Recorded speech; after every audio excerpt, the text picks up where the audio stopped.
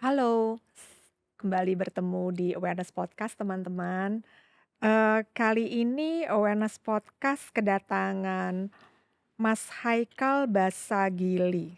Halo Mas Halo Mbak Haikal. Marji. Mas Haikal ini, kalau boleh kita di awal berkenalan dulu sedikit buat teman-teman di Awareness Podcast. Mas Haikal ini founder dari Branda Brand, Iya betul, Branda Brand. sebuah brand consulting agency. Iya Selain itu juga co-founder Isi Umroh, iya, yaitu sebuah e-commerce untuk paket umroh mandiri, ya betul Mas. betul Dan yang terakhir adalah co-founder Go Isto Consulting, betul yang memberikan pelayanan training, sertifikasi, dan penelitian. betul. Salam kenal. Salam kenal, Terima terima kasih kasih untuk Mbak waktunya Marji. juga. Thank you for having me. Lalu boleh diceritakan sedikit ya Mas ya? Mhm, Mungkin untuk teman-teman di Awareness Podcast, Mas Haikal ini ngapain sih iya sehari-hari? iya. Mobilisasinya Surabaya, Jakarta, atau ada kota-kota lain, Mas?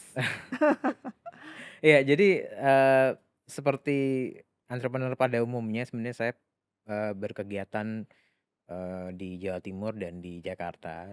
Jadi memang saya wira-wiri sih setiap bulan, Mobilnya Surabaya, Surabaya, Jakarta. Jakarta. Oke. Domisilinya sih di Surabaya, tapi, karena kita juga ada office ya di Jakarta, jadi saya pasti setiap bulannya pasti ke sini untuk memastikan semua semua kebutuhan kita, klien, tim, stay on the track gitu ya. Nah, aktivitas saya sendiri, ya kita ada office di Surabaya untuk, usaha-usaha tadi, seperti yang tadi isi umroh kita ada office Oke. gitu, kita ada tim yang kita juga harus, handle. Tuh, dan juga untuk yang consulting kita ada office juga di Kelapa Gading di Jakarta, untuk yang Goisto ya, Ya. gitu. Jadi, ya kegiatannya memang setiap harinya, melakukan aktivitas bisnis. Wow. Bisnisnya memang, kita fokusnya di jasa sih Mbak Marji. Ya. Ya tadi kayak consulting, kalau Branda Brand fokusnya memang kita membangunnya untuk jati dirinya brand ya, membangun, para pelaku usaha yang ingin bangun brand, kita bantunya di Branda Brand. Kalau Izi Umroh kita ingin membangun pengalaman yang menyenangkan untuk, umroh mandiri, karena umroh mandiri ini juga baru dilegalkan juga sama pemerintah, jadi Oke. ini sebuah peluang sebenarnya. Oke. Kalau di Goisto Consulting kami fokus untuk upskilling mereka-mereka yang ingin mengembangkan kompetensinya, sertifikasi, training, dan, segala hal yang memang terkait dengan, meningkatkan kemampuan ataupun kompetensi. Baik, Mas. Selanjutnya pada episode Oh ke-35 35 ya? Luar di biasa. Awareness Podcast ini, kita mau minta ilmunya sedikit dari Mas Haikal. Kita mau, berbagi mengenai, Mhm branding, Mas. mhm. Karena saat ini kalau kita lihat branding, mungkin yang kita kenal sebelum-sebelum ini kita lebih akrab dengan, corporate branding Iya ya, iya, dengan community branding, betul betul. dengan product branding. Tapi tak dipungkiri saat ini, kita berjibaku juga nggak sih Mas dengan personal branding? Betul betul Tidak betul. hanya dalam konteks kita bekerja dalam perusahaan, Iya tidak iya. hanya, dalam konteks kita, ada di dalam komunitas atau Mhm institusi, tapi mhm. dalam keseharian, dalam kita bertemu, bersosialisasi Iya dengan iya. orang, mau tidak mau di situ kita memaparkan personal branding kita Iya, juga ya Mas betul. dan personal branding orang lain yang berelasi dengan kita juga ya Mas. Jadi, pengennya, di kesempatan kali Mhm ini mhm. kalau boleh kita berbagi Mhm mhm. segala mengenai branding, khususnya sih karena kesempatan kita tidak banyak, Iya eee, pengen nge-highlight-nya itu, personal branding, iya corporate atau ya, branding perusahaan dan juga, product branding. iya iya. Mas Haikal, apa sih Mas yang dimaksud dengan, kita mulai dulu dengan personal branding? Iya iya. Oke, jadi personal branding ini segala sesuatu yang sifatnya menjadi reputasi pribadi kita. gitu, apapun. Jadi aset yang kita punya, aset itu kompetensi, karakter kita, bagaimana kita menampilkan diri kita di luar rumah ya, khususnya di luar rumah. Itu ketika kita ketemu teman, ketemu kolega, ketemu klien, siapapun. Karena orang yang paling kenal kita seasli-aslinya orang rumah, tapi ketika kita di luar rumah, ini yang kemudian biasanya kita desain gitu. Nah, personal branding itu kegiatan untuk mendesain persepsi publik kepada kita sebenarnya. Tujuannya untuk bisa memastikan reputasi kita jadi seperti apa yang kita harapkan. Sederhananya gitu sih Mbak Marji. Kalau saya analogikan, personal branding itu kayak kayak kita pilih parfum gitu ya. Parfum itu nggak ada wujudnya tapi ada rasanya, ada aromanya gitu. Jadi, personal brand itu bagaimana kita memberikan pengaruh diri kita kepada orang lain. Nggak terlihat, tapi terasa gitu. Kalau corporate branding itu kayak kita masuk rumah, sebuah rumah itu akan terasa, "Oh, rumah ini hangat, rumah ini menyenangkan," ataukah rumah ini kayaknya tegang, kayak kurang vibe-nya itu kurang kurang menyenangkan. Itu Baik itu corporate branding karena dia baik sifatnya kolektif gitu. baik. Kumpulan dari beberapa individu. Kalau kalau personal brand tadi itu kan memang fokusnya perorangan ya, Ya, per individu, jadi desainnya akan bisa berbeda-beda. Sedangkan kalau, product branding tuh analoginya kayak kita beli beli makanan, kita nyoba makanan, makanan ini rasanya enak atau biasa saja, gitu. Kita bicara tentang diferensiasi ya, ketika kita bicara, product ya. branding. Tapi ada benang merah yang kemudian sama di antara ketiganya, yaitu tentang bagaimana kita itu menciptakan rasa percaya. Jadi rasa percaya itu dibangun untuk kemudian membuat orang mau kembali sama kita. Dalam konteks apapun ya, ketika kita berteman, personal brand kita dirasa, chemistry-nya kuat sama teman-teman kita akan selalu diajak di tempat tongkrongan kita gitu ya. Begitupun corporate ketika terasa, corporate brand-nya, itu akan dicari sama klien karena mereka ingin merasakan pengalaman yang stabil sama sama layanan kita. Product branding pun sama. Jadi ketika orang cocok sama brand-nya, mereka akan kembali lagi. Layanannya bagus, kualitasnya stabil, mereka nggak akan kecewa, everybody happy dan semuanya terjawab di kegiatan branding-branding tadi itu. Gitu sih Oke, Mbak baik. Marji. Mas Haikal, kalau boleh kita balik lagi ke yang awal ya Mhm, Mas, personal iya, branding. Kalau yang sesuai dengan penjelasannya Mas Haikal berarti kan kalau personal branding tuh kalau saya boleh analogikan balik, itu sesuatu yang melekat dengan personalnya kita gitu betul ya Mas ya. betul. Personal branding itu mungkin banyak di antara kita semua yang belum sadar bahwa, kita itu harus secara sadar membangun atau ya default aja, Iya iya, lo terima gue atau enggak. heeh Gue heeh, gini, gue gini orangnya kok, iya terserah iya, lo mau terima atau enggak. betul betul. Atau secara sadar, secara Mhm aware, mhm, kita membangun personal brand-nya kita, iya Mas. iya. Sebenarnya kalau sepengalaman saya, kita itu semua tuh pasti sadar Mbak, kita itu bagaimana di mata orang. Hanya saja kadang-kadang kita tidak bisa mendefinisikan saja. Contoh misalnya, kita mulai dari, anak-anak SMA gitu ya. Mereka tuh sudah masa puber dan mereka tahu mereka ingin tampil seperti apa. Oh, temennya seneng ketika anak ini bisa ngeluarkan jokes gitu. Dia dianggap dianggap yang mencairkan suasana. Oh, temennya seneng ketika, si anak ini, dia bisa solving the problems gitu ya, bisa bantuin orang, bisa diandalkan di tongkrongannya dia ataupun di gengnya dia. Berlanjut di level berikutnya, level profesional, kita bekerja juga sama sebenarnya. Kalau kita tampil apa adanya yang default tadi itu, ada beberapa kebutuhan orang-orang di sekitar kita yang kita nggak bisa jawab.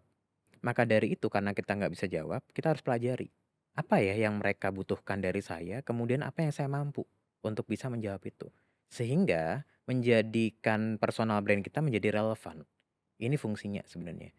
Ya, menjadi relevan ini penting sekali supaya kita tetap ada di circle yang kita butuhkan, yang sesuai sama kita. Salah satu fungsi dari personal branding itu membuat kita tetap ada di radar, di lingkaran yang tepat sebenarnya. Tapi kalau kita ingin diterima apa adanya, ya orang akan berpikir loh, kalau misalnya Anda minta diterima apa adanya, saya juga mau mau seperti itu. Tapi kan nggak begitu cara dunia ini Iya bekerja gitu ya, iya semuanya transaksional, iya.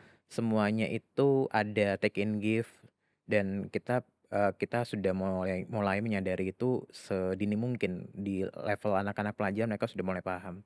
Jadi artinya personal branding itu cukup krusial ya, Mas, ya? Kalau tadi Mas bilang kayak dari sejak SMA sebenarnya kesadaran seorang individu akan personal branding dia itu sebenarnya udah ada. Iya iya Tapi kan kalau angkatan saya sih ya, iya, kita nggak sadar personal betul branding betul apaan. betul Kita betul. nggak tahu personal branding apa. Kita, jalan perlahan Mhm aja, lalu mhm mungkin ya di sekolah diajarkan norma, mhm mhm. di rumah diajarkan agama, Iya iya, di sosialisasi kita diajarkan nilai-nilai, mhm, terus kita filter aja sendiri, yang ini bisa kita adaptasi, yang ini nggak bisa, yang iya ini bisa iya diadaptasi. iya, Akhirnya kita membentuk diri kita seperti ini gitu betul. ya. Lalu mungkin perlahan masuk ke dunia kerja, Mhm mau nggak mhm, mau ya, di situ ada, kalau di saya lihatnya lebih kepada profesionalisme. iya Jadi iya, dari perusahaan ada, standar prosedur yang harus kita patuhi, ada tata tertib yang harus kita mhm patuhi. mhm, Lalu juga ada yang mungkin tidak sesuai dengan peraturan, tapi budaya, iya iya, value yang selama ini berjalan, jadi kita mhm harus mhm, hormati juga betul betul. budaya yang ada gitu kan. Kalau itu berarti, berbeda dengan kalau secara sadar kita bangun ya, Mas, ya, brand awareness, Brand maaf, apa, personal Pers branding ah, itu, heeh. jadi personal brand itu, dari sisi point of view-nya si individu, dia dia punya cita-cita dia ingin jadi pribadi yang seperti apa sebenarnya, Mbak. Oke Sedangkan kayak tadi Mbak bilang, culture di perusahaan, kemudian, norma value itu sesuatu yang kita mencoba untuk blend in di situ, supaya kita bisa bisa relevan, kita bisa diterima gitu. Dan ini harus align sebenarnya ya, apa yang kita bangun, personal brand yang kita miliki itu, ya harus relevan dengan kondisinya. Karena kita bagian dari komunitas itu. Karena oke menjadi adaptif juga bagian dari personal branding, Mbak, sebenarnya. Kalau oke. kita terlalu resisten, kita nggak bisa diterima sama komunitas, ya maka ada yang salah sama pendekatan personal branding kita. Kita harus bisa diterima sama lingkungan yang memang kita ingin diterima di situ.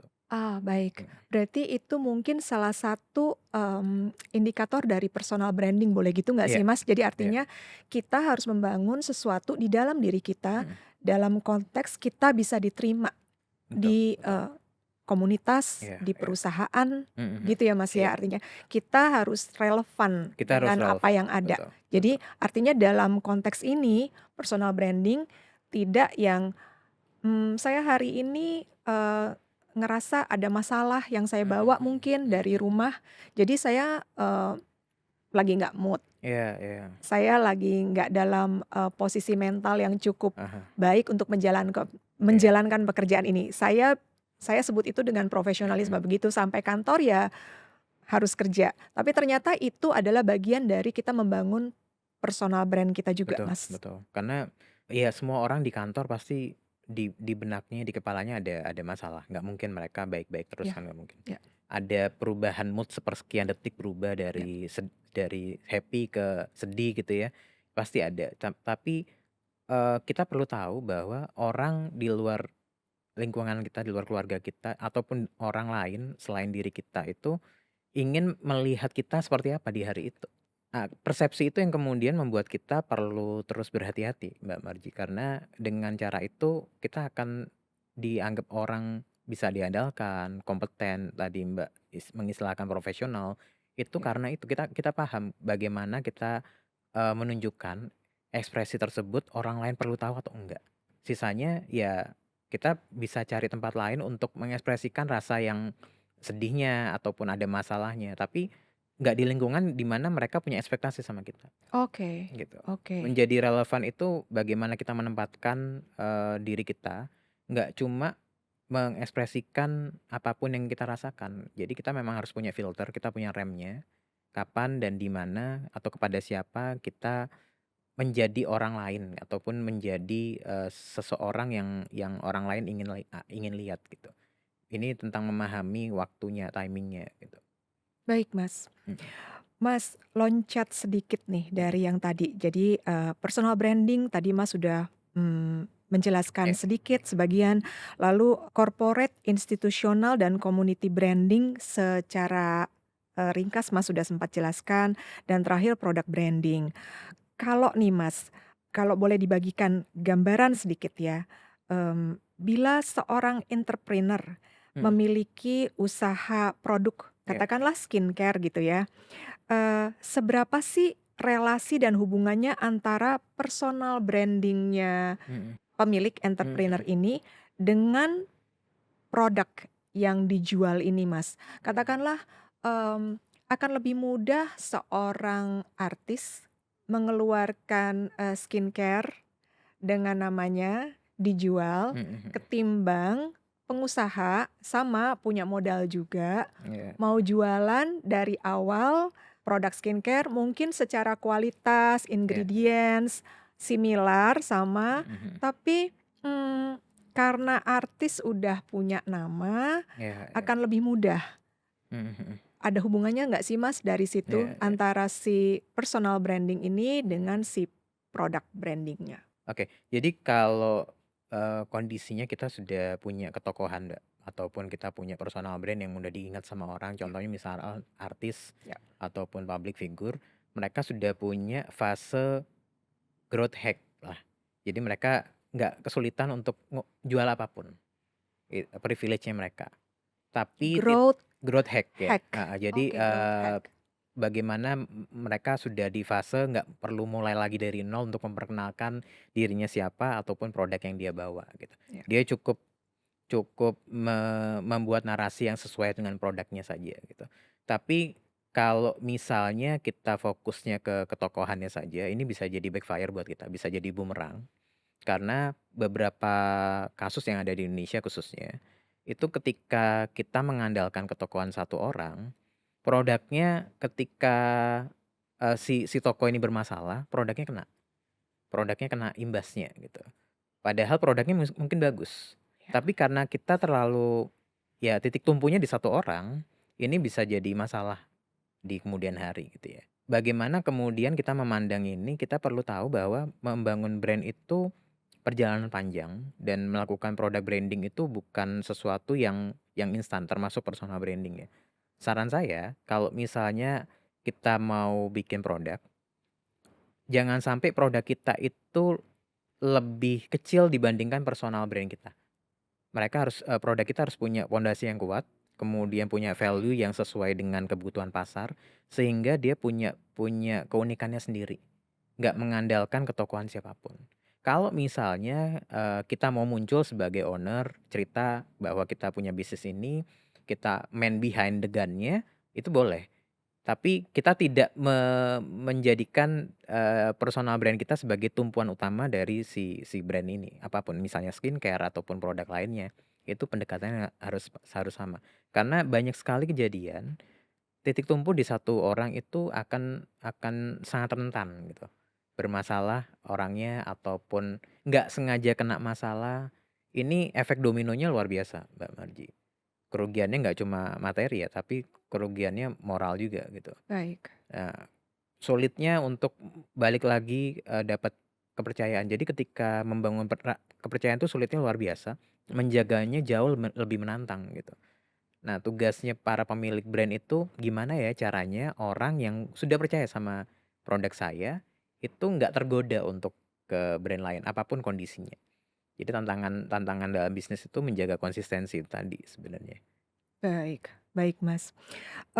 Kalau tadi kita ngomongin seberapa, relasinya antara satu produk, dengan product owner, kalau sekarang Mas kita menempatkannya, gimana sih Mas bila mana seorang karyawan yang bekerja pada sebuah korporasi, dia bisa, mirroring Iya iya. dengan, corporate brand-nya, Mhm mhm. katakanlah ya. Mhm. Sering banget kita ketemu sama orang yang kerja di perusahaan A, lalu Iya. waktu kita berkenalan, Heeh. bersosialisasi, ngobrol sebentar, udah tahu bahwa nih orang pasti karyawan dari perusahaan apa gitu. Iya. Karena dia bisa benar-benar mencerminkan, bisa benar-benar membawa Nggak tahu tuh bahasanya apa, Mas. Itu yang tadi Mas bilang bisa kelihatan, bisa terasa, Mhm mhm. walaupun kita nggak bisa melihat gitu ya, Iya Mas, ya. iya iya. Seberapa sih, Mas, relasi antara seorang karyawan yang bekerja pada sebuah korporasi dan karyawan ini dapat, membawa corporate brand-nya ya Mhm bersama mhm. dengan Mhm mhm. dia gitu? Iya iya. Ini jadi satu PR untuk corporate-nya sih, Mbak Marji. Jadi kalau kita mau kita berharap karyawan kita itu bisa merepresentasikan kita di luar, maka mereka harus punya sense of belonging dari perusahaan Iya tersebut. iya. Mereka harus punya rasa memiliki. Ya, Karena kalau tidak ada rasa memiliki, ya performa mereka akan biasa saja. Jadi orang juga nggak akan, "Oh, Anda dari perusahaan ini," gitu ya misalnya. Jadi nggak orang nggak menemukan nilai itu ke dirinya dia. Tapi ketika si karyawan ini ngerasa happy, ngerasa dihargai, ngerasa bangga, dia akan dengan senang hati ya, menceritakan bahwa dia bagian dari perusahaan ini. ya. Ini perusahaan saya. I'll do everything buat perusahaan ini gitu, Punya kurang lebih sense gitu. of belonging Punya gitu ya? sense of belonging karena dia merasa saya diorangkan di sini. Ini penting sekali sebenarnya. Nah, kita belum belum bicara nanti desainnya akan seperti apa personal brand yang perlu dimunculkan, tapi itu akan menjadi simbiosis mutualisme. Si corporate-nya senang karena mereka punya karyawan yang bisa diandalkan kapanpun mereka ketemu orang, mereka bisa merepresentasikan dari si perusahaannya, dan si karyawan pun senang karena perusahaannya care sama mereka. Perusahaannya tahu bagaimana caranya menjawab rasa gelisahnya karyawannya. Ini branding internal lah. Gimana caranya kita sebelum tempur nih di luar, kita harus satu satu visi dulu. Sevisi bagaimana kemudian si, perusahaan memberikan fasilitas kepada karyawannya supaya mereka merasa pede, mereka merasa yakin bahwa tempat itu adalah rumah keduanya mereka, sehingga mereka punya punya frekuensi yang sama ya kalau bergerak ataupun bicara tentang produk ataupun perusahaannya gitu. Ya. Jadi titik titik mulanya dari situ dulu baru nanti akan dihasilkan. Oh, kalau saya ketemu sama karyawannya A itu ciri-cirinya begini tuh, cara ngomongnya, penampilannya, ya tutur katanya semuanya. Kita sudah langsung, keingetan di benak kita. Kalau istilah orang tuh top of mind lah. Oke. Karyawan ini menceritakan dengan gayanya, kita langsung keingetan dia dari perusahaan mana gitu. Dan artinya langsung mencerminkan value perusahaan, Betul betul kualitas perusahaan, betul akuntability perusahaan betul. lewat seorang pekerja gitu ya, Iya Mas, ya, lewat iya. seorang karyawan. Baik, Mas Haikal, lebih lanjut nih, Mas, di tengah gempuran konten digital Mhm. ya, feed media sosial maupun produk kreatif dalam ekosistem digital Iya yang ada saat ini. Tidak jarang, netizen menjadi follower, dari akun media sosial seorang, public figure gitu ya, Mas, ya, mhm mhm. pejabat atau influencer yang Iya diidolakan iya atau respect lah ya iya iya katakan ya. Kalau misalnya mungkin pejabat publik iya kita lebih kepada respect mungkin, bukan iya idola. Idola mungkin kita ke, penyanyi, iya iya. bintang film Mhm gitu ya, Mas, ya. Yang kita kagumi, kita respect. Lalu Mas, ndelalah nih, figur publik ini terkena kasus mhm. yang, kasus ini paradoks dengan, eee, citra, Iya iya dengan personal brand yang sudah dibangun melalui media sosial itu. iya Karena kan iya. sehari-hari kita terpapar ya, bener-bener Betul mau nggak betul. mau follower, kita follow akunnya A, Mhm. banyak kali dalam beberapa bulan terakhir banyak sekali Iya yang iya. kita dihadapkan pada, ya ampun selama ini pejabat ini salah satu yang kita respect, Mhm mhm. katakanlah ya. Iya iya. Ternyata ada A, B, C, dan D yang terjadi sehingga paradoks banget nih Mas, Betul. sama personal brand yang selama ini sudah dibangun. Kita Mhm. sampai melihat value-nya, kita sampai Iya melihat bagaimana keluarganya, bagaimana ini dan itu mau nggak mau semua yang iya. ke-capture secara digital itu kita terpapar gitu, Mas.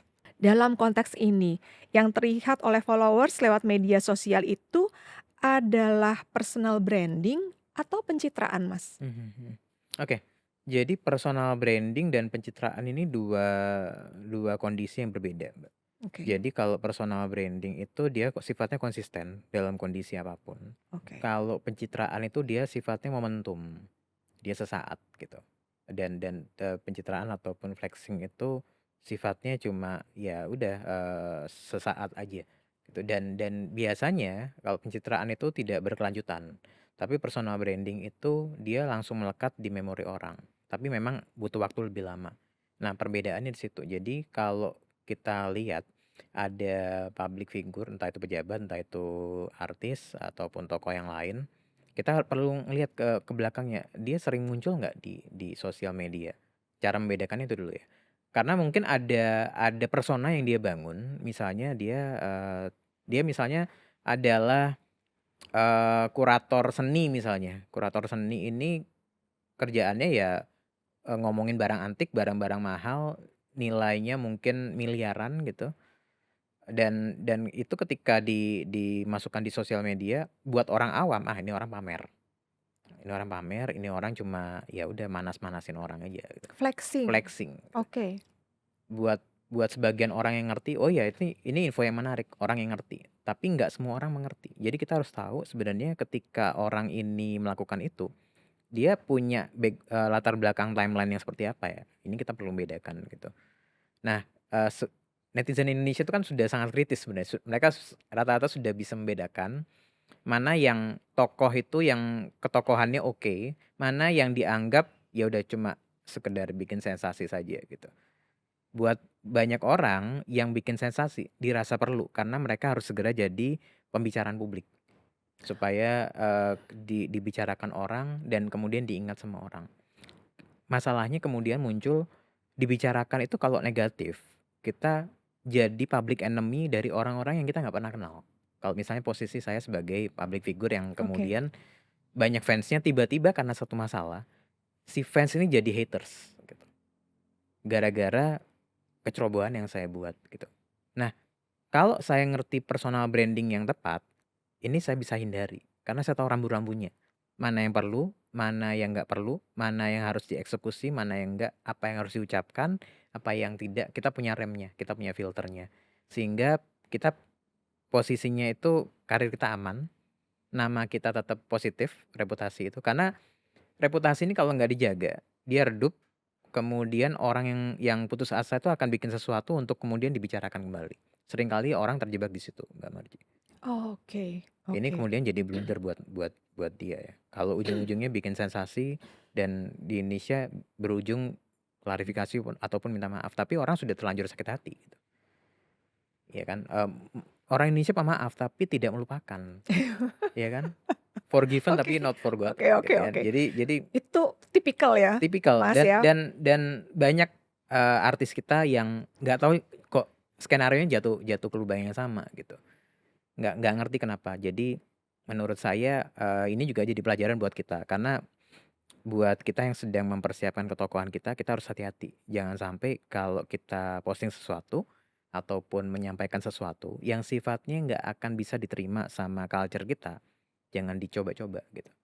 Karena mungkin kita benchmarknya content creator asal Amerika misalnya. Ya. Kita mau nyoba ala di sana. Iya. Iya. Kita tinggal di Indonesia yang budayanya beda. Wah, Iya. itu bisa jadi bumerang Iya. gitu. Jadi Iya. hal-hal seperti itu yang kemudian kita perlu lebih aware lagi ya hari ini gitu. Baik, Mas. Artinya kalau tadi, Mas Haikal jelaskan, pencitraan dengan personal branding itu 2 hal yang sangat berbeda. Berbeda. Pencitraan itu ibaratnya berarti temporary ya, Mas, ya? Iya. Termaksud juga nih sebenarnya pertanyaan selanjutnya adalah, bila mana, kita lihat gitu ya, banyak, public figure atau mungkin juga kayak, pejabat gitu ya Iya. yang kita lihat.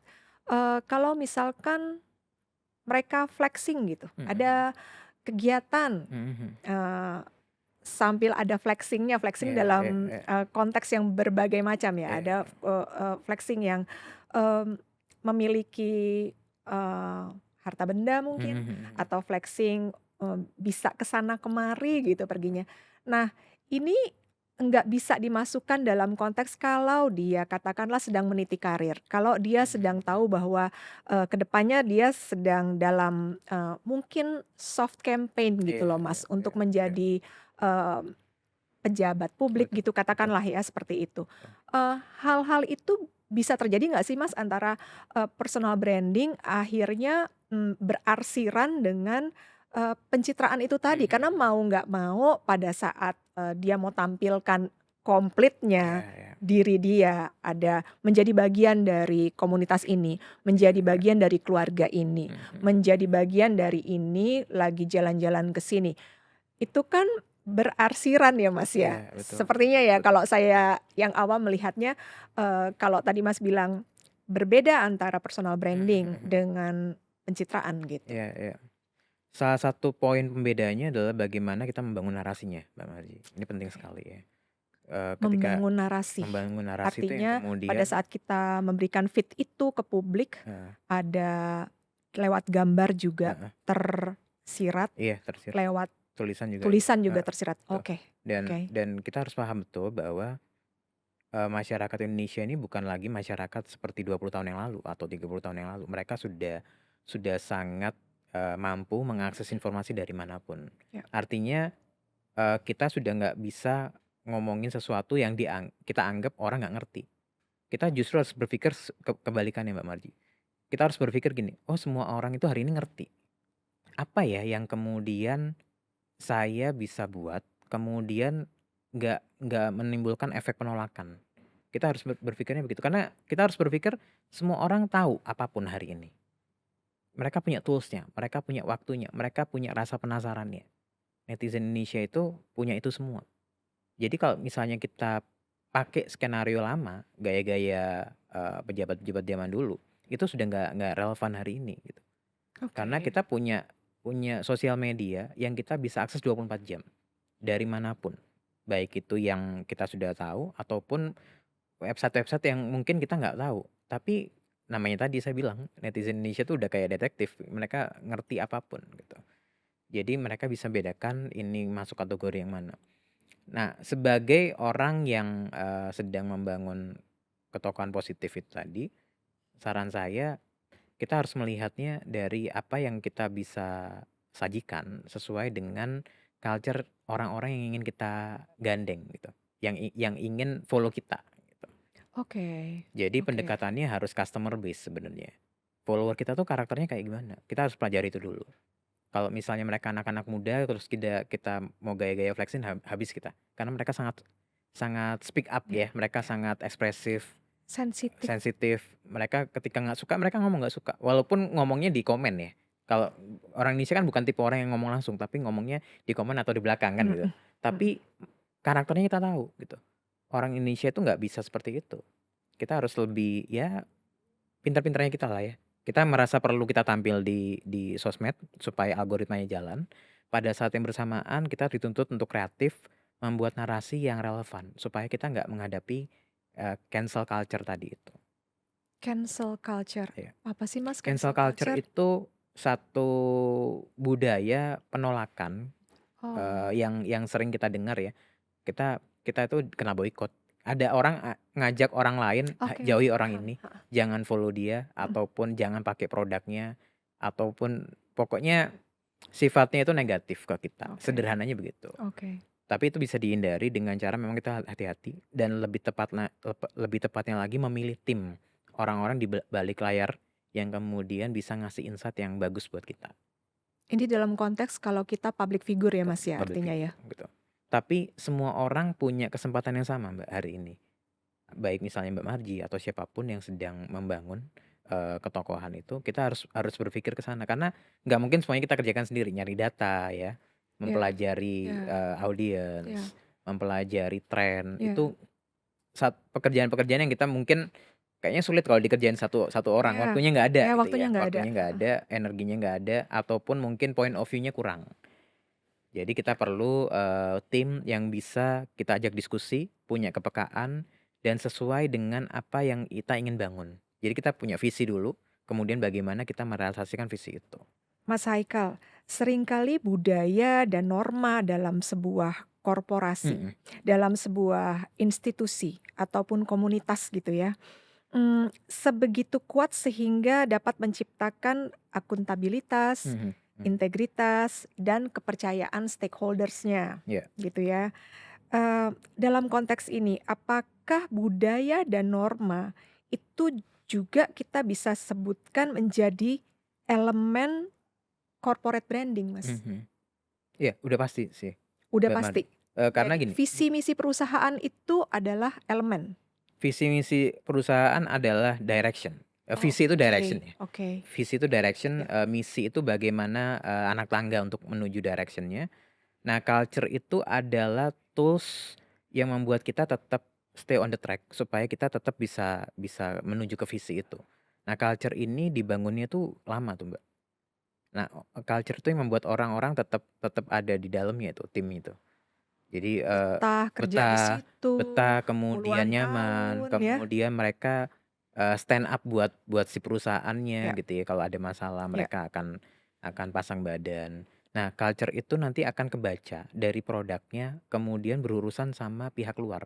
Pihak luar itu customer udah pasti ya, pertama, ya, kedua audiens secara ya. luas, orang yang nggak beli produknya tapi kita tahu kita, kemudian media. Media itu salah satu elemen penting yang kita juga harus harus, mulai perhatikan, Consider ya, Mas, heeh, ya? pertimbangkan bagaimana ya kata media.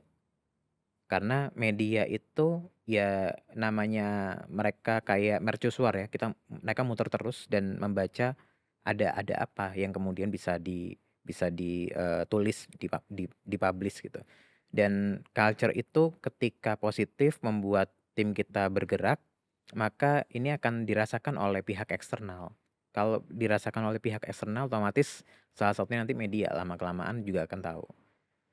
Kalau semuanya positif, nggak ada berita lain selain berita positif yang mereka akan beritakan gitu. Tapi kalau culture-nya nggak jalan ya, orang-orangnya demotivasi, Ya, juga nggak punya fighting spirit ya untuk bisa membela brand yang mereka mereka sedang bekerja di situ, ya maka ini juga akan dibaca sama orang-orang di luar perusahaan, gitu. oke. Jadi culture itu adanya di dalam dulu, di internal dulu, tapi nantinya akan kebaca oleh pihak luar, Mbak. Baik, baik, Mas. Berarti artinya, kalau yang tadi, saya tanyakan ke Mas itu, mmm, apakah budaya dan norma menjadi elemen corporate branding, bagian yang menentukan itu adalah, budaya yang dibangun perlahan Iya, di dalam perusahaan. betul Nanti mau nggak mau betul. dia akan membangun akuntabilitas Iya ke iya, pihak luar tadi ya, Mas, ya. betul betul. Stakeholders kan Mhm, termaksud customer, iya media, iya, orang luar yang bukan bukan hanya customer saja gitu ya, Mas, mhm, ya, artinya. Nah, Mas, mau tidak mau kayak tadi Mas bilang ya, artinya, karyawan sudah merasa nyaman menjadi iya bagian dalam, eee, korporasi, menjadi bagian dari komunitas di iya dalam iya, korporasi mhm tersebut. Bisa nggak sih, Mas, dalam hal ini karyawan merepresentasikan perusahaan, mhm. mau tidak mau orang bisa stakeholders bisa percaya dengan produknya, atau Mas dalam hal ini, mmm, itu sekedar profesionalisme Mhm karyawan? mhm. Saya ngelihatnya karyawan itu, keberadaannya, dirinya, kompetensinya itu akan menentukan jalannya perusahaan, Mbak. Saya mau kasih contoh kayak gini, beberapa bulan yang lalu saya ke satu dealer mobil, saya mau beli beli mobil baru gitu ya. Mobilnya bagus menurut saya, tapi gara-gara presentasinya si karyawan ini mempresentasikan si produk ini nggak bagus, saya jadi ragu sama produknya. Lebih jauh Oh, lagi saya ragu sama si perusahaannya, sama si brand-nya, jangan-jangan nggak oke. bagus. Jadi tahapannya adalah orangnya bagus dulu, orang ini membuat kita percaya karena dia bisa menceritakan semua informasi yang kita butuhkan. Iya, Lalu kita lihat produknya dari orang si karyawan ini ke produk, kita lihat produknya, oke produknya sesuai sama kebutuhan saya. Lebih jauh lagi karena ini produk mobil misalnya, saya akan pakai jangka waktu lama, gimana saya akan dapat after sale support? Ya saya akan tanya dong, si perusahaannya oke nggak manajemennya, infrastrukturnya mereka sudah punya semua, maka clear, case close, pasti akan muncul rasa percayanya. Tapi kalau orangnya, si karyawannya dari awal tidak bisa meyakinkan si calon pembeli, klien, persepsi negatifnya sudah mulai muncul di situ. Ini nanti kemudian ada efek domino ke brand-nya, padahal brand-nya nggak salah nih, Mbak. ya, Hanya gara-gara kurang beruntung saja si perusahaan ini punya karyawan yang kayaknya kurang greget gitu, Oke. ataupun kurang terasa kompeten dari sudut pandangnya si pelanggan, si klien gitu. Nah, hal-hal seperti ini tuh dikalikan berapa perusahaan di Indonesia, Iya mereka akan punya iya efek yang sama ya. iya. Karyawannya kurang bagus, produknya dianggap nggak valid, produknya nggak valid, ujung-ujungnya perusahaannya nggak dipercaya. Karena brand itu diciptakan, itu tujuannya satu, mengurangi rasa gelisahnya customer. Kalau rasa gelisahnya lebih besar dibandingkan rasa percayanya, nggak akan pernah terjadi transaksi. Kalau nggak terjadi transaksi, maka persepsi publik kepada brand itu ya redup, lama-lama nggak ada. Jadi efek dominonya itu akan terasa ya kalau misalnya karyawan tidak siap ataupun tidak terbekali dan nggak punya visi yang sama. Personal brand-nya, kemampuan menjelaskan, Product kemampuan knowledge juga product di situ ya, Mas, knowledge-nya, ya, artinya ya? pengalamannya, ataupun bagaimana interaksi sama orang, itu akan merepresentasikan keseluruhan dari si brand itu, Mbak, baik produknya ataupun perusahaannya. Baik, Mas Haikal.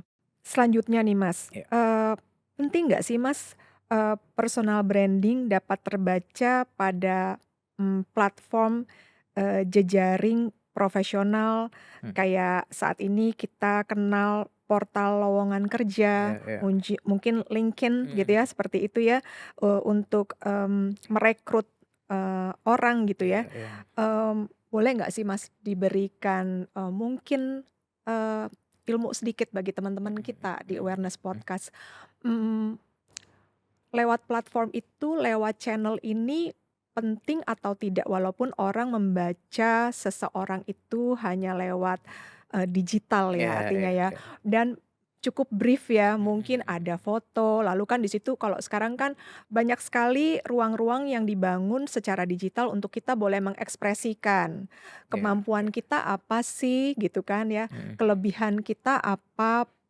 apa preference-preference yang kita miliki gitu kan, di ruang-ruang itu banyak ya, Mas, ya, iya iya, udah canggih banget oh ya, gitu kalau dibuka gitu. Di generasi mhm saya mhm, belum ada, kita iya tidak iya, tidak terfasilitasi iya dengan iya ruang-ruang digital seperti itu.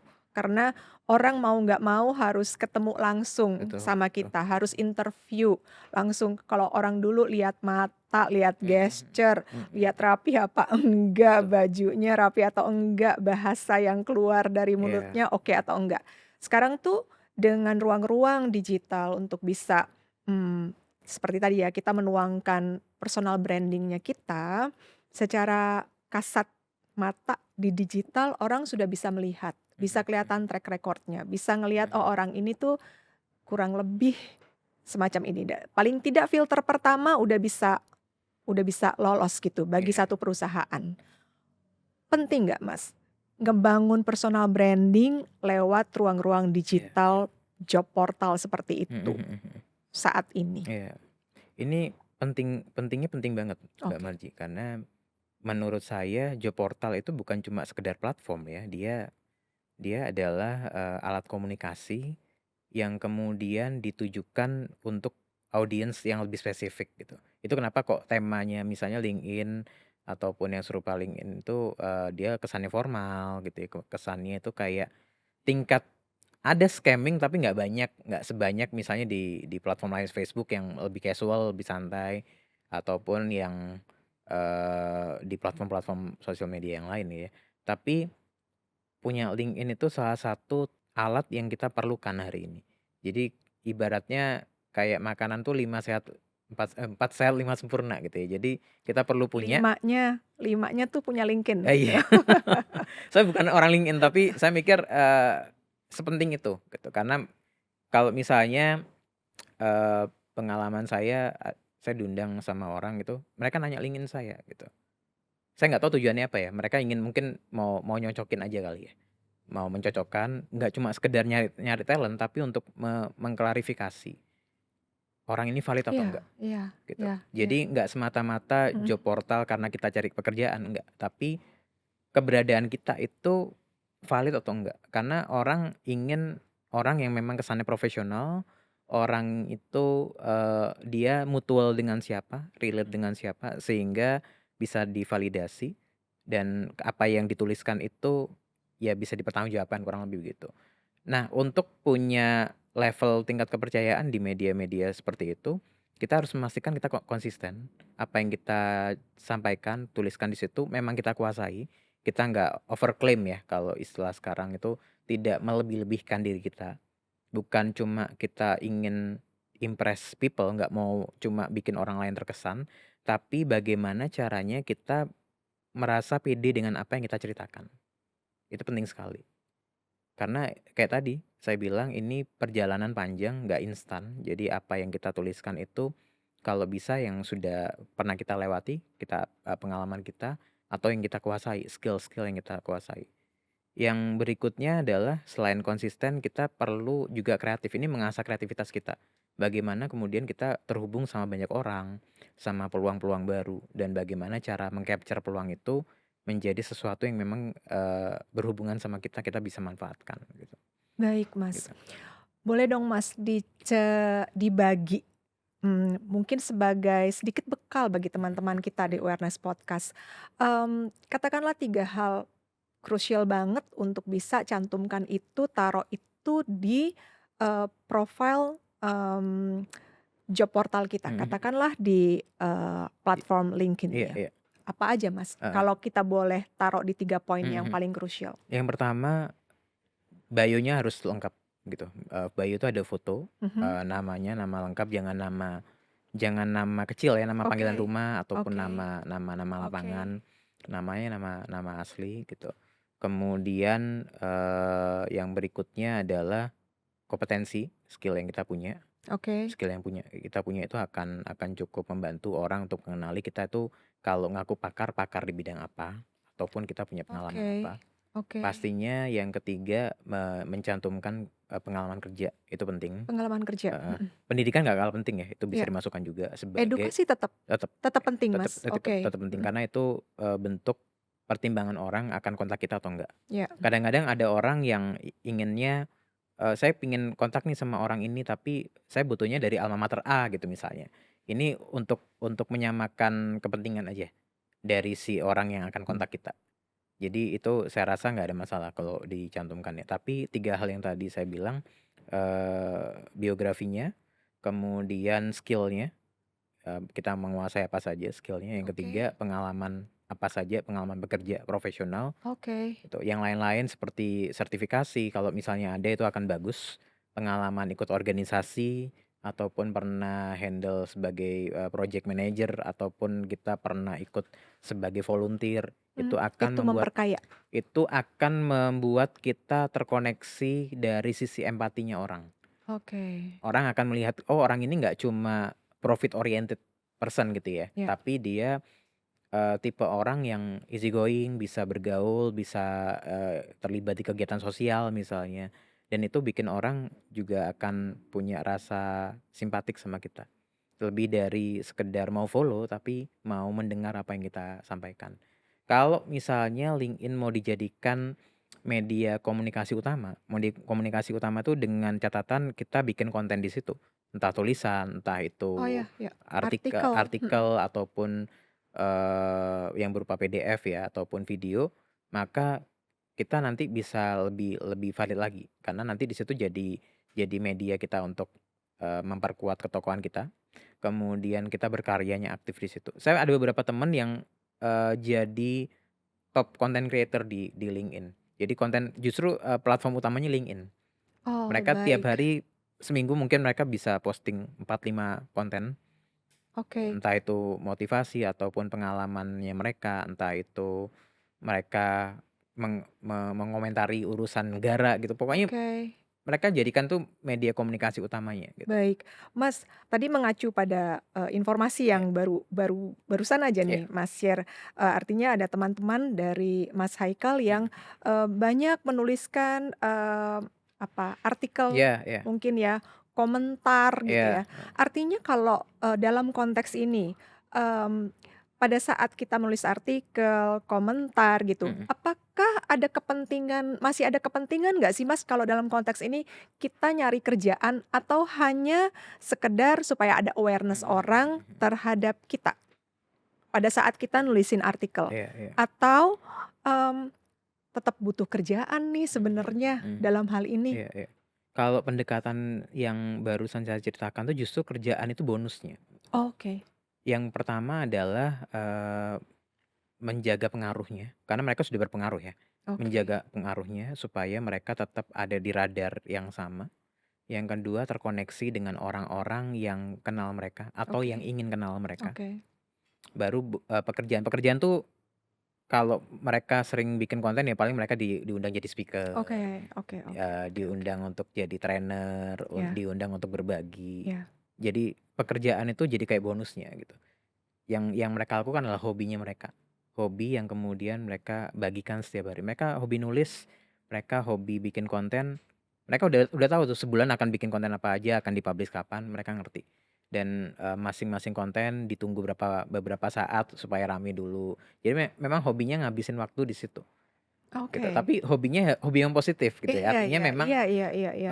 hobi kita itu punya dampak ke orang. Yang tadi saya bilang punya pengaruh ke orang, yang kemudian membuat orang, "Oh jadi begitu ya?" Jadi terinformasi, Ya. jadi terinspirasi, jadi tergerak ya, gitu. Dia Mau tidak mau portal-portal ini akhirnya juga menjadi wadah untuk berbagi pengalaman, betul berbagi cerita, betul. berbagi informasi juga Iya ya Mas, iya. yang tadinya hanya, tujuannya lebih kepada mempertemukan antara, pemberi kerja dan Iya pencari iya, kerja, betul tapi lebih jauh saat ini portal-portal seperti itu, akhirnya menjadi wadah untuk benar orang berbagi benar. inspirasi, Iya product knowledge, iya, apapun betul apapun itu gitu ya betul Mas ya. betul. Mas, terkait dengan LinkedIn mungkin, untuk, membantu teman-teman di awareness podcast Mhm gitu ya. Banyak kali yang dari sisi pemberi kerja, katakanlah mhm. saya pribadi punya pengalaman beberapa kali artinya, seberapa penting sih Mas kita menempatkan foto kita yang beneran tuh ya, eee, apa benar-benar sekarang bagusan tetap pakai pas foto atau banyak juga yang taruh foto-foto yang lebih kasual? Mhm mhm. Plus pakai filter gitu, Iya iya. sehingga pada saat kita panggil interview, mmm, calon pekerja yang datang katakanlah tidak sesuai, Mhm mhm. tidak sama dengan apa yang Iya, ada, eee, tercantum di foto mereka gitu, betul Mas. betul. Kalau menurut saya, LinkedIn itu kita harus tampil seasli-aslinya. Aslinya tapi yang proper ya. Ya Yang proper bukan pakai avatar, bukan pakai AI ataupun ya, pakai, filter, filter ya, gitu ya. Karena orang ingin kenal seasli-aslinya kita gitu. oke, Beda mungkin kita mau seru-seruan di Instagram ataupun di Facebook, ya, kita mau pakai foto apa juga oke gitu ya. Karena ya semua orang tahu itu hanya untuk have fun aja gitu. Tapi LinkedIn persepsinya beda gitu. Brand-nya didesain dari awal memang untuk mengkoneksikan peluang dan pencari peluang gitu. Dia ketemu tengah-tengah di platform ini. Nah, orang yang nyari peluang, supaya dia dapat peluangnya dari si pemberi peluang, maka dia harus bisa meyakinkan. Kalau orang mau meyakinkan nggak mungkin dong dia pakai topeng, nggak mungkin dia pakai sesuatu yang bikin orang ragu-ragu gitu. Analoginya sederhananya begitu. Jadi kalau kita mau memaksimalkan akun LinkedIn kita ya, kita harus tampil apa adanya dan proper dan layak gitu supaya kita bisa dipertimbangkan sama si pemberi kerja, si pemberi peluang bahwa memang kita valid, kita layak dipercaya gitu. Ini juga baik bagian dari, perjalanan proses personal branding ya. Jadi, baik. ini hal yang kita juga harus mulai Cukup pertimbangkan. krusial ya, Mas, ya, Krusial taruh foto krusial itu? Karena krusial. kan itu bener-bener attract apa ya, yang menarik seseorang pada saat masuk ke lamannya kita, Iya, ke betul. akunnya kita, Mhm. udah pasti si foto itu yang pertama dilihat, Iya, betul. baru yang lahirnya kapan, Heeh, umurnya berapa, pendidikannya apa, itu. pengalaman kerja apa. Jadi mungkin buat teman-teman di Awareness Podcast, masukan dari Mas Haikal hari ini, mmm, taruhlah foto yang benar, yang Mhm asli. Eee, kalau filter juga filter profesional lah ya Mas paling enggak ya. Kalau Mhm. kayaknya kalau pakai avatar sih saya belum ketemu sih, Saya sejauh di LinkedIn. Masa ada sih? beberapa orang yang Ada ya pakai, pakai tapi avatar? levelnya sudah dia nothing tulus, artinya dia sudah apa ya, follower-nya udah luar biasa banyak. Bukan buat cari kerja? Bukan Oke, buat cari baik kerja, baik tapi baik. memang dia murni content creator aja. Oke. Kecuali seperti itu ya, Mbak Mardia. Jadi, kondisi-kondisi perkecualian, kita mau mau casual pakai T-shirt aja atau pakai topi casual, nggak apa-apa. Dalam konteks kita nggak nyari kerja dari perusahaan Betul manapun, betul. kita mau berbagi aja, kita mau memperlakukan platform ini sesuka hati gitu. Dan follower-nya ngerti itu. Catatannya itu ya, follower-nya paham paham, personanya si pemilik akun ini gitu. Oke. Oke, baik. Artinya foto krusial, paling pertama dilihat Iya ya, iya. Mas, dan tetap harus, proper, Mhm.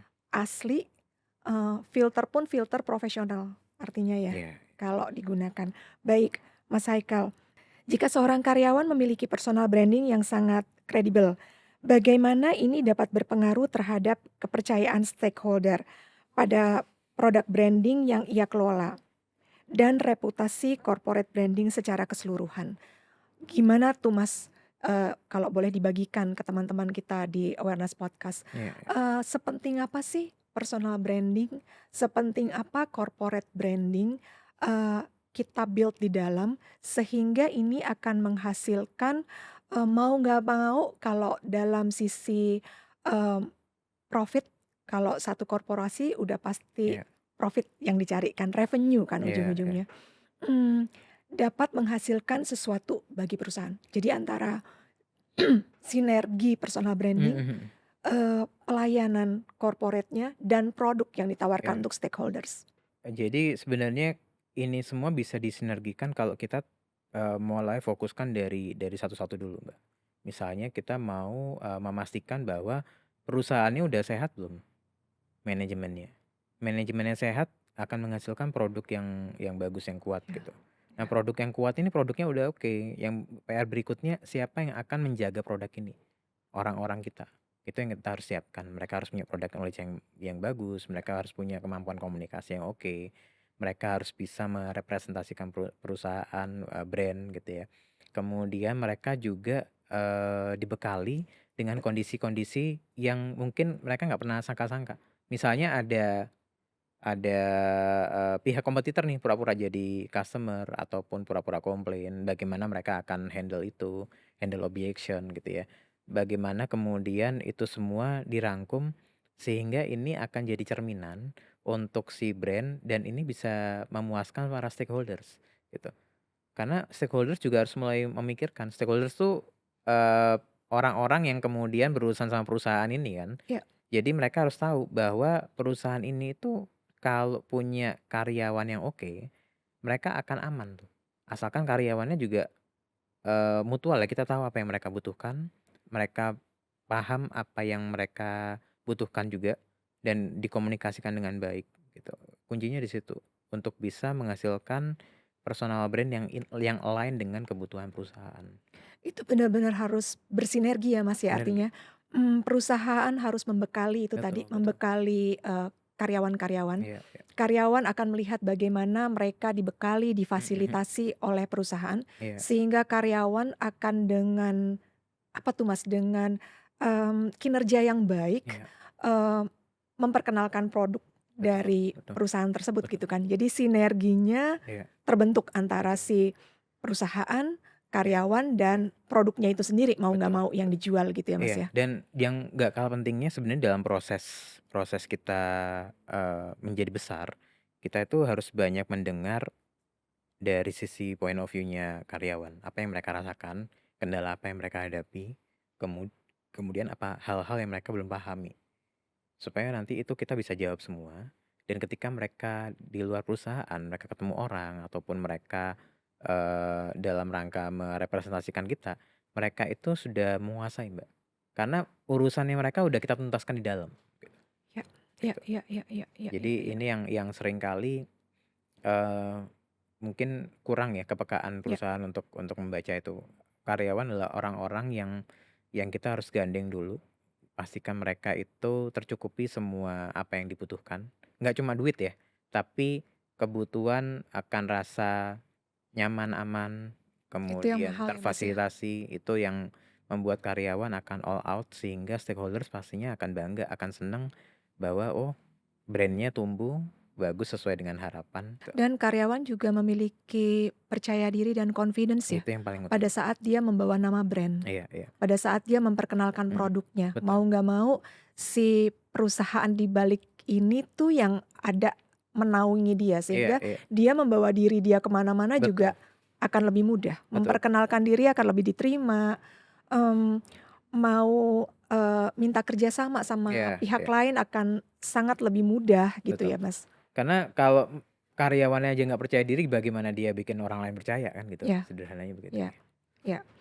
Yang terakhir Mas Haikal, ketika sebuah produk branding mengalami masalah atau Mhm krisis, bagaimana kekuatan corporate branding mhm. didukung oleh personal branding yang ada dapat membantu memulihkan kepercayaan stakeholders.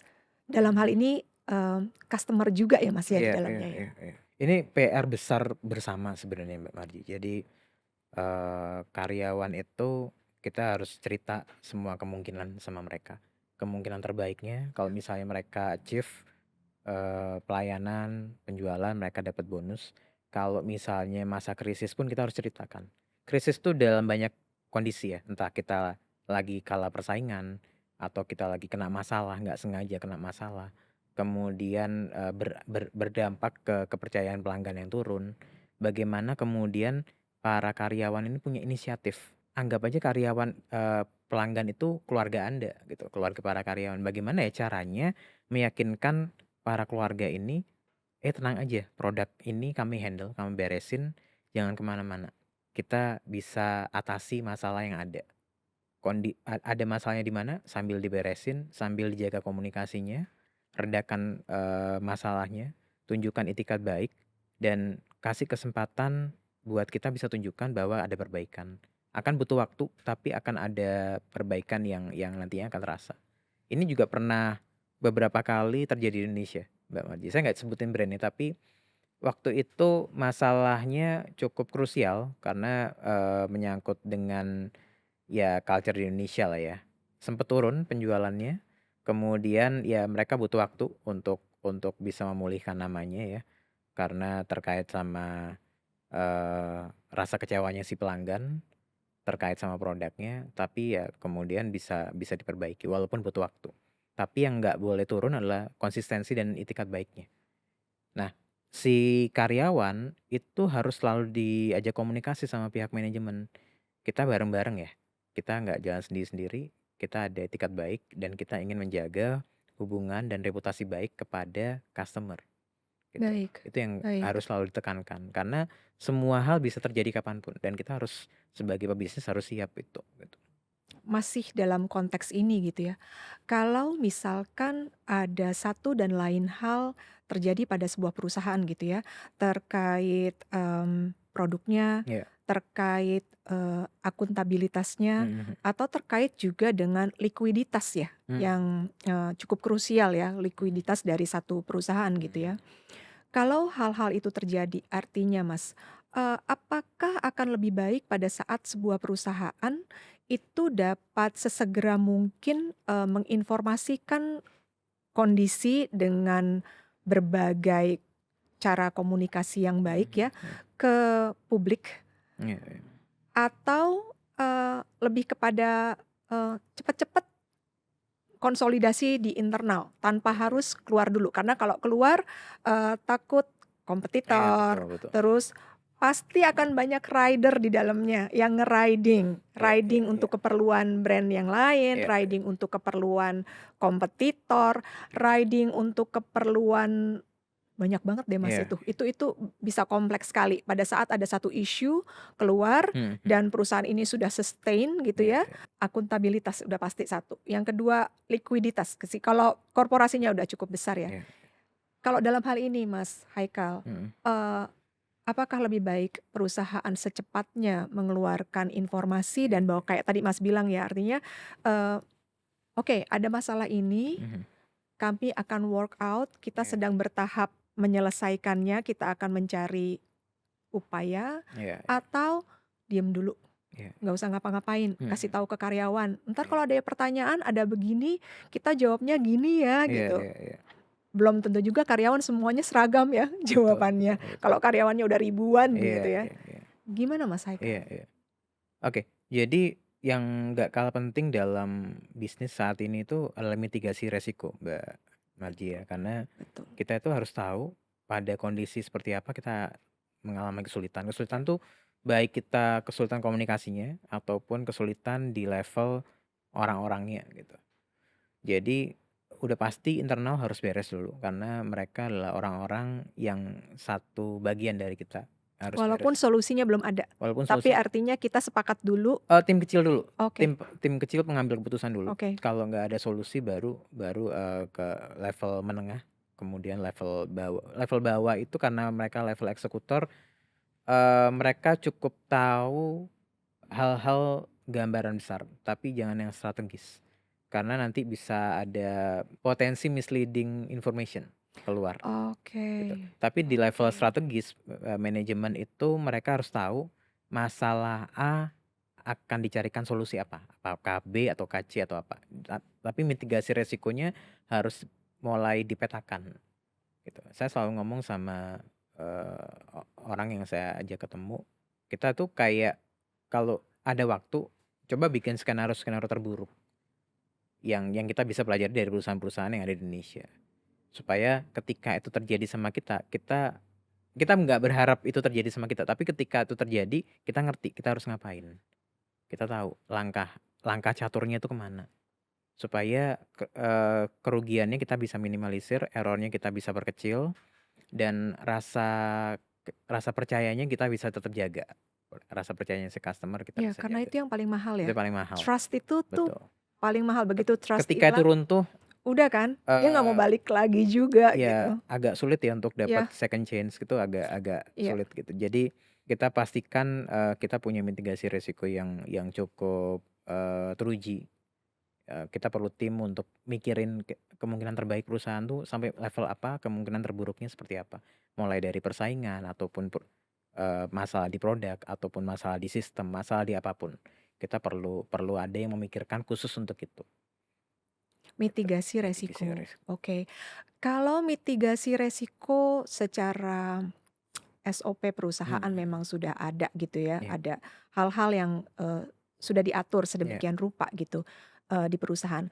Hanya kan, banyak kali terjadinya tuh, Mas Haikal ini kalau dari ekspertisnya Mas Haikal ya, apakah lebih baik kita, informasikan itu ke publik walaupun dalam kondisi kita sendiri atau manajemen sendiri saat ini masih, berupaya untuk menyelesaikan, mhm masih berupaya untuk, menjalankan mitigasi yang ada gitu, mhm mhm. atau bener-bener yang, karena perusahaan sudah besar, perusahaan sudah sustain, Eee, pohon tuh kan makin tinggi, Iya iya, makin kencang anginnya. kenceng anginnya, Heeh makin heeh. mudah, Iya. tumbangnya gitu ya, Mas, ya. Karena mempertimbangkan satu dan lain hal, isu ini kita blok aja atau itu lebih baik Mhm dibicarakan, itu lebih mhm. baik diinformasikan ke stakeholders, Iya iya tapi dengan komunikasi yang baik kita bisa meyakinkan bahwa kita akan menyelesaikan masalah ini, iya iya. kita akan work on Mhm this mhm. gitu. Kalau misalnya dalam kondisi kita harus cerita ke stakeholders ataupun ke publik gitu ya, saran saya, ceritakan yang sudah kita lakukan dulu. Oke. Menunjukkan bahwa kita kita punya kesungguhan untuk menyelesaikan masalah itu. Ceritakan masalah, gambaran besarnya aja, masalahnya di mana dan upaya kita sudah sampai di level apa. Biasanya kita terpaksa harus cerita karena kita kehabisan waktu, biasanya. Waktunya misalnya, deadline-nya seminggu nih, lebih dari seminggu, pasokan bahan baku habis misalnya, sehingga, pengiriman ke customer telat apa segala macem, ya kita harus harus sampaikan itu, gimana gimana upaya kita untuk bisa waktu sebelum seminggu misalnya. Tapi Oke. begitu ini kayaknya nggak bisa, harus lebih dari seminggu kita harus ngomong, karena nanti orang akan bertanya-tanya dan nantinya akan memunculkan banyak banyak masalah baru gitu.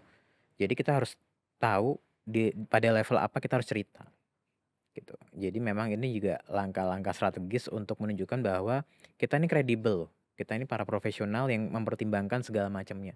Nggak cuma asal cerita ataupun ngomong aja. Tapi kita mempertimbangkan segala macam hal sampai dengan reaksi orang yang kita ajak ngomong itu kita sampai pertimbangkan gitu. Iya, Karena kita saking hati-hatinya untuk iya, merawat brand yang kita punya iya. gitu ya. Apalagi brand itu mungkin sangat berdampak besar buat orang ya, sehingga, kita harus ekstra hati-hati. Itu pendekatannya harus gitu Mbak Marji. Jadi, eee, ketika kita mau ngomong pun, kita ngomong pada konteks apa, kemudian apa saja yang sudah kita lakukan untuk mengatasi masalah tersebut. Kalau nggak selesai masalah ketika kita ngomong, kita berharap apa sama yang kita ajak ngomong. Jangan cuma diceritakan, tapi kita berharap apa nih sama mereka. Apakah kita minta mereka sabar, itu kan juga sebuah harapan ya, Iya, sabar dulu ya, kita minta waktu." Itu iya, kan juga bagian bagian dari upaya gitu. iya. Tapi, eee, ada hal yang kita harapkan nih, entah kita minta waktu, entah kita minta maklumnya, atau apa yang kita mau minta dari apa yang kita ceritakan gitu. Baik, Mas Haikal. Mmm, Terima kasih banyak Mas Terima Haikal kasih Mbak Marji. Basagili sudah berbagi cerita untuk Awareness Podcast pada hari ini. Semoga bermanfaat untuk teman-teman semua. Amin. Sampai jumpa.